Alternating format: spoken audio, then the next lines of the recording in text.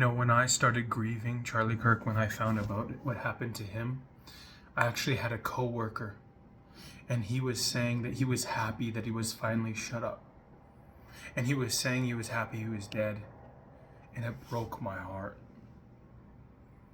I walked away in disgust. He clearly seen that I was upset.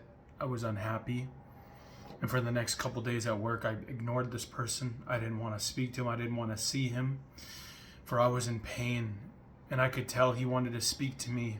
But it wasn't until the last day of work, towards the end of the day, where I knew the Holy Spirit said, Mike, I want you to go up to talk to him. And I want you to say sorry. And I knew God was saying this because what I felt in me, that this might be the only time that coworker gets to experience what a believer of Jesus is like.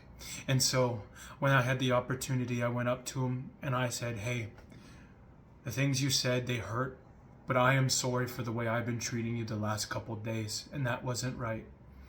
And he kind of interrupted me, but not in a bad way. And he said, Mike, I've been trying to figure out a time to approach you because what I said wasn't okay. And the last 2 days, I've been getting to think about what I said and what I believe. And he almost started crying and he apologized and he said, you were justified in how you were acting to me. And in that moment, I gave him a hug. But what truly matters is what happened to Charlie is getting people to think about the things they believe, whether they're deceived, and to really go deeper.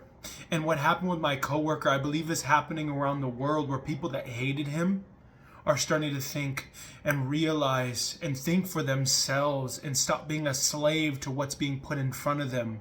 That Jesus is the answer, and that God is the only one who can save us from damned nation. He's the only one who can keep us from hell.